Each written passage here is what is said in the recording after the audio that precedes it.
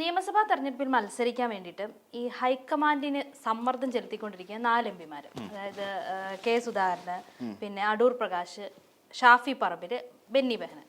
ഇവർ 4 പേരും കൂടി ഇങ്ങനെ ഈ പറയുന്ന രാഹുൽ ഗാന്ധിക്കും മല്ലികാർജ്ജുന ഖാർഗെക്കും ഒക്കെ വലിയ സമ്മർദ്ദം കൊടുത്തുകൊണ്ടിരിക്കുകയാണ്. ഇവർ ഓരോ കാർഡും ഇറക്കിയിട്ടുണ്ട്. അതായത് സുധാകരനും അടൂർ പ്രകാശും ഈഴവ വോട്ടുകൾ അല്ല ഈഴവ കാർഡ് ഇറക്കിയിട്ടാണ് അവരുടെ ഒരു കളി. സുധാകരന് വേറൊരു ആഗ്രഹം കൂടെ ഉണ്ട്, ഒരു മുഖ്യമന്ത്രി കസേരയും കൂടെ ഉള്ളിലുണ്ട്. ഷാഫി പറമ്പിലിന് പാലക്കാട് വേണം, എനിക്ക് തന്നെ വേണം എന്നുള്ള വാശിയിലാണ് ഷാഫി പറമ്പിൽ നിൽക്കുന്നത്. ബെന്നി ബെഹനാനാണെങ്കിൽ ഇപ്പോൾ ഉള്ള, അതായത് നേതാക്കളുടെ ചില ന്യൂനതകളുണ്ടല്ലോ അല്ലെങ്കിൽ പോരായ്മകളുണ്ടല്ലോ ഇപ്പോൾ, അതെല്ലാം താൻ പരിഹരിച്ചോളാം എന്ന രീതിയിൽ നിൽക്കുന്നു. അപ്പം ഇവർ 4 പേരും കൂടെ ഇങ്ങനെ വാശി പിടിച്ച് നിൽക്കുകയാണ് ഇപ്പം. അതായത് ഇവർക്ക് വലിയൊരു സമ്മർദ്ദം കൊടുത്തുകൊണ്ടിരിക്കുന്നു, ഇവർക്ക് 4 പേർക്കും ഇന്ന സീറ്റുകൾ വേണം, അല്ല ഇന്ന കാര്യങ്ങൾ വേണം എന്നും അത് നേടിയെടുക്കാൻ വേണ്ടിയിട്ടും. ഇത് നമ്മളൊക്കെ എങ്ങനെ കാണാൻ പറ്റും? ഇത് നമുക്ക് കാണാൻ പറ്റുന്ന കാര്യം, ഈ പറയുന്ന എല്ലാവർക്കും ഇത്തവണത്തെ തെരഞ്ഞെടുപ്പ് വലിയ പ്രതീക്ഷ കൊടുക്കുന്നുണ്ട്. കാര്യം 2024 ഉണ്ടായിരുന്ന ലോക്സഭാ തെരഞ്ഞെടുപ്പ്, അതിൽ നേടിയ ഒരു വലിയ വിജയം, അതിനുശേഷം ഇപ്പോൾ വരുമ്പോൾ തദ്ദേശ തെരഞ്ഞെടുപ്പിൽ UDF-നുണ്ടായ ഒരു മുന്നേറ്റം. അപ്പോൾ ഈ 2 ഘടകങ്ങളും കൂടി പരിശോധിക്കുമ്പോൾ വരാൻ പോകുന്ന നിയമസഭാ തെരഞ്ഞെടുപ്പിൽ UDF-ന് ഒരു മേൽക്കൈ ഉണ്ടാകാം അല്ലെങ്കിൽ ഉണ്ടാകും എന്ന് തന്നെയാണ് ഇവർ ആത്മാർത്ഥമായിട്ട് പ്രതീക്ഷിക്കുന്നത്. അതുകൊണ്ട് തന്നെ ഇങ്ങനെയൊരു പ്രതീക്ഷ അവർക്ക് നിലനിൽക്കുന്നതുകൊണ്ട് തന്നെ പരമാവധി ആളുകൾക്ക്, അതായത് ഇവിടെ നിന്ന് ജയിച്ചു പോയ എംപിമാർക്കടക്കമുള്ള പലർക്കും ഇവിടെ വന്ന് മത്സരിക്കാൻ താല്പര്യമുണ്ട്. എന്നാൽ മല്ലികാർജ്ജുൻ ഖാർഗെയും രാഹുൽ ഗാന്ധിയും അടക്കമുള്ളവർ ഇതിന് തൽക്കാലത്തേക്ക് ഒരു എന്താ പറയാ, ഇപ്പം നമ്മൾ നോക്കിയ കെ സി വേണുഗോപാലാണെങ്കിൽ തന്നെയും ഇതിൽ സുധാകരൻ പറഞ്ഞൊരു സാധനമുണ്ട്. അതായത് സുധാകരന്റെ പ്രതീക്ഷ എന്ന് പറഞ്ഞാൽ ഒരു വലിയ വിഭാഗം ഈഴവ വോട്ടുകളെ എല്ലാം ഇങ്ങോട്ടേക്ക് കൊണ്ടുവന്നിട്ട് സുധാകരന് മുഖ്യമന്ത്രിയാകാൻ പറ്റുമെന്ന് പുള്ളി ഉറച്ചു വിശ്വസിക്കുന്നുണ്ട്. ഇനിയൊക്കെ എന്തിനാണ് ഈ സുധാകരനൊക്കെ ഇനി മുഖ്യമന്ത്രി സ്ഥാനത്തേക്ക് നോക്കുന്നത്? സുധാകരനൊക്കെ പുകഞ്ഞ കൊള്ളി ആയിക്കഴിഞ്ഞെന്നേ. കോൺഗ്രസിനകത്ത് ഇപ്പൊ എല്ലാവരും എടുത്ത് ഈ തെരഞ്ഞെടുപ്പ് വരുമ്പോൾ മാത്രമാണ് കെ സുധാകരൻ എന്ന് പറയുന്നത് വലിയ ആനയും ചേമ്പും ഒക്കെ മാറുന്നത്. അതേസമയം ഈ സുധാകരന് ഇത് കഴിയട്ടെ, തെരഞ്ഞെടുപ്പ് കഴിഞ്ഞാൽ പിന്നെ സുധാകരന് കോൺഗ്രസിൽ ഒരു വിലയില്ല. അത് നമ്മൾ അറിയേണ്ട ഒരു കാര്യം. ഇപ്പൊ ഈ കോൺഗ്രസ് ഇപ്പൊ ഇത്തവണ കണ്ണൂരിൽ നിന്ന് അദ്ദേഹം പരാജയപ്പെടുമോ എന്നുള്ള കാര്യം അറിയില്ല. പരാജയപ്പെട്ടാൽ സുധാകരനെ സംബന്ധിച്ചിടത്തോളം അത് വലിയ ക്ഷീണമാണ്. പിന്നെ സുധാകരനെ തിരിഞ്ഞും തിരുവഴിക്കും ഒരാൾ നോക്കില്ല. അതാണ് കെ സുധാകരന്റെ ഏറ്റവും വലിയ കുഴപ്പം. കെ സുധാകരൻ എന്ന് പറയുന്ന ഒരു നേതാവ് KPC അധ്യക്ഷനായിരുന്നുകൊണ്ട് ഒരു പക്ഷേ അദ്ദേഹം ആ നിലയ്ക്ക് കാര്യങ്ങൾ മുന്നോട്ട് നീക്കിയിരുന്നെങ്കിൽ ഇന്ന് VD സതീശന്റെ നേതൃത്വത്തിലുള്ള കോൺഗ്രസ് ആയിരിക്കില്ലായിരുന്നു ഉണ്ടാകുന്നത്. 100% ഉറപ്പാണ്. കാരണം അദ്ദേഹം കോൺഗ്രസിൽ ഒരുപാട് വലിയ മാറ്റങ്ങൾ ഉണ്ടാക്കാൻ ശ്രമിച്ച ഒരാളാണ്. 2024 വരെയുള്ള കാലഘട്ടത്തിൽ ഒരുപാട് മാറ്റങ്ങൾ ഉണ്ടാക്കാനും കോൺഗ്രസിനെ ഒരു ഗ്രൗണ്ട് ലെവലിലേക്ക് ഇറക്കുന്ന രീതിയിൽ ഈ പറയുന്ന CWC പോലെയുള്ള CUC പോലെയുള്ള ഒരു സംവിധാനം കൊണ്ടുവരാനും ഒരു സെമി കേഡർ സംവിധാനത്തിലേക്ക് ഈ കോൺഗ്രസ് പാർട്ടിയെ നയിക്കാനും വേണ്ട നീക്കമായിരുന്നു കെ സുധാകരൻ നടത്തിയിരുന്നത്. അതിന് ഈ നാട്ടിലെ യുവാക്കളായ കോൺഗ്രസ് പ്രവർത്തകരെല്ലാം കെ സുധാകരന് പിന്തുണ പ്രഖ്യാപിച്ചൊപ്പം ഉണ്ടായിരുന്നതാണ്. ഈ കെ സുധാകരനെ ഈ VD സതീശനടക്കമുള്ള അദ്ദേഹം കൂട്ടുപിടിച്ചിരിക്കുന്ന രാഹുൽ മാങ്കൂട്ടത്തിനെ പോലെ ഷാഫി പറമ്പിലിനെ പോലെ ചില ഉപജാപക വൃന്ദങ്ങളെല്ലാം കൂടെ ചേർന്നുകൊണ്ട് കെ സുധാകരനെ അന്ന് തറപറ്റിച്ചു. ഇപ്പൊ ഈ കെ സുധാകരൻ ഗത്യന്തരമില്ലാതെ അന്ന് തന്നെ പറയണ്ടേ, ഗത്യന്തരമില്ലാതെ KC വേണുഗോപാലിന്റെ ഷാഫി പറമ്പിലിനെ പക്ഷം പിടിച്ച് നിൽക്കുകയാണ്. കാര്യം നമുക്കറിയാം, ഈ കെ സുധാകരൻ ഈ നമ്മുടെ രാഹുൽ മാങ്കൂട്ടം തെറ്റ് ചെയ്തിട്ടില്ല എന്ന് പറഞ്ഞ ഒരേ ഒരു വ്യക്തി കെ സുധാകരനാണ്. KC വേണുഗോപാലിന്റെ ഭാര്യ പോലും ഫേസ്ബുക്കിൽ എഴുതിയിരുന്നു അവന് പിന്നെ ശിക്ഷിക്കപ്പെടണം എന്നുള്ള നിലയിൽ. എന്നിട്ട് ആ പോസ്റ്റൊക്കെ പിൻവലിച്ചു, കാര്യം സൈബർ ആക്രമണം കാരണം. അപ്പം ഇങ്ങനെയെല്ലാം പിന്നെ ഇവിടെ കോൺഗ്രസ് പാർട്ടി എന്ന് പറയുന്ന ഒരു പാർട്ടി ഈ നിലയ്ക്കാണ് ഇപ്പം മുന്നോട്ട് പൊയ്ക്കൊണ്ടിരിക്കുന്നത്.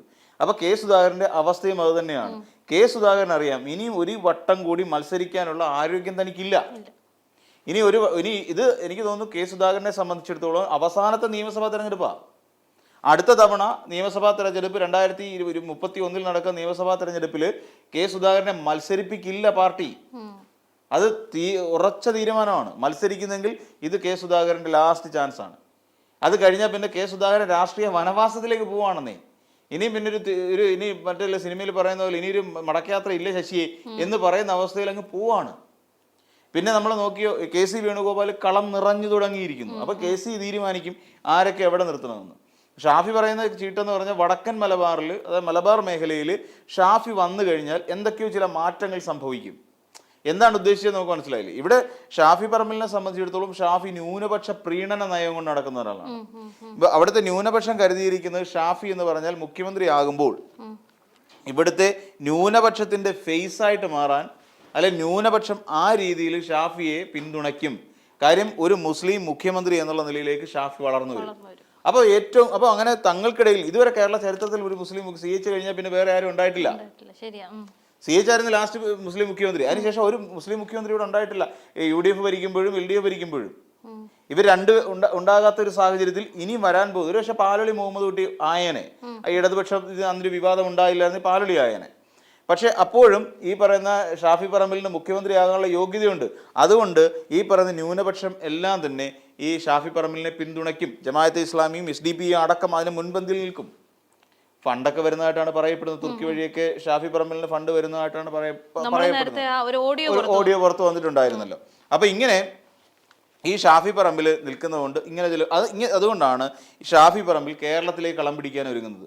കേരളത്തിൽ കളം പിടിക്കാൻ ഒരുങ്ങിയിട്ട് എങ്ങനെയെങ്കിലും ഇവിടെ ഒരു മലബാർ മേഖലയിൽ UDF ഒരു മുന്നേറ്റം ഉണ്ടാക്കണം. അതുകൊണ്ട് ഷാഫിക്ക് വരണം എന്നുണ്ട്. പിന്നെ കെ സുധാകരൻ പറയുന്ന ഈ ഈഴവ ഐക്യം എന്തുകൊണ്ടാണ് പിന്നെ കെ സുധാകരനും അടൂർ പ്രകാശും ആ രീതിയിൽ ഒരു കളി കളിക്കുന്നത്? അടൂരും പറയുന്ന ഏറ്റവും മികച്ച ഈഴവനാണ് ഞാൻ, എന്നെ തടയില്ല എന്ന് പറയുന്ന ഒരു സാധനമുണ്ട്. ഈ പറയുന്ന കെ സുധാകരൻ ലക്ഷ്യം വെക്കുന്നത് എന്താണ്?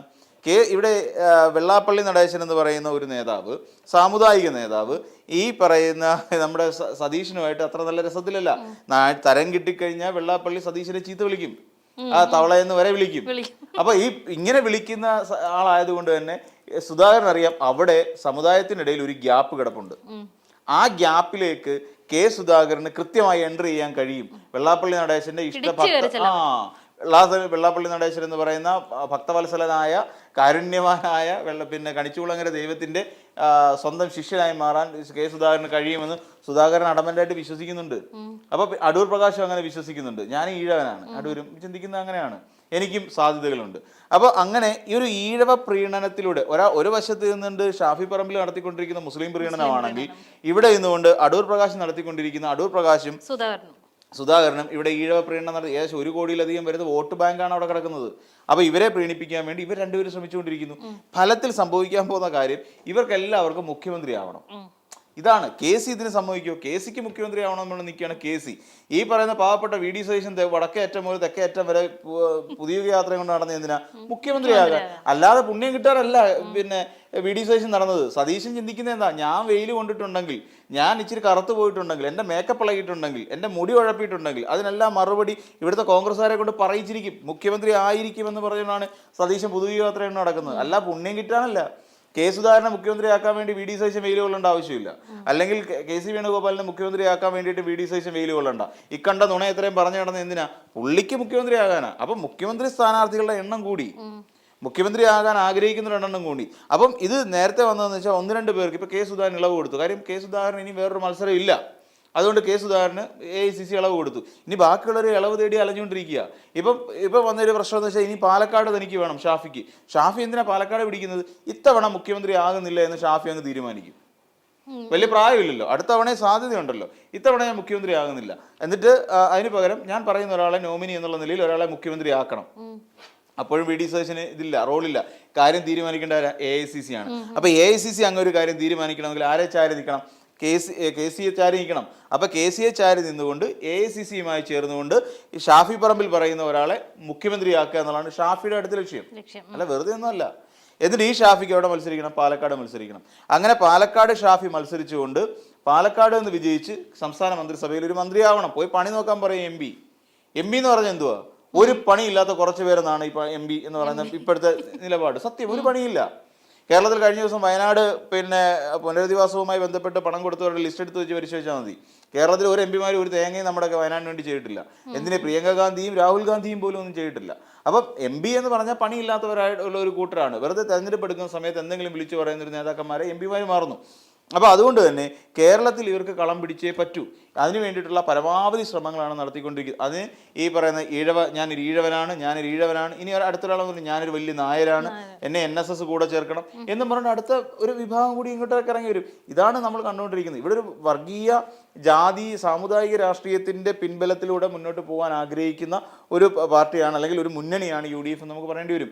അതിന്റെ ആദ്യ അനുരണനങ്ങളാണ് നമ്മൾ കണ്ടു തുടങ്ങിയിരിക്കുന്നത്. ഇനി അങ്ങോട്ട് മാറി പല തലത്തിലേക്ക് കാര്യങ്ങൾ എത്തിപ്പെടുന്ന ഒരു സാഹചര്യം ഉണ്ടാവും. ഇത് വലിയ കൂട്ടയടിയിലൊക്കെ അവസാനിക്കും. അല്ലാതെ ഇതൊന്നും നേരാ വഴിയിലൊന്നും ഇതൊന്നും അവസാനിക്കാൻ പോകുന്നില്ല. മുഖ്യമന്ത്രി തെരഞ്ഞെടുപ്പ് തന്നെ ഒരു വലിയ കീറാമുട്ടിയായി മാറുന്ന സാഹചര്യമാണ്. അബദ്ധത്തിലെങ്ങാണ് ഇവര് ജയിച്ചു പോയെങ്കിൽ, പിന്നെ UDF ജയിച്ചെങ്കിൽ ഇത് അങ്ങനെ ഒരു വലിയൊരു അടി നടക്കും. അടി നടക്കാന്ന് മാത്രമല്ല, ഇത് വേറൊരു കാര്യം കൂടി വരുമെന്നേ, ഇതിനകത്ത് പലരെയും തോൽപ്പിക്കും മനഃപൂർവ്വം.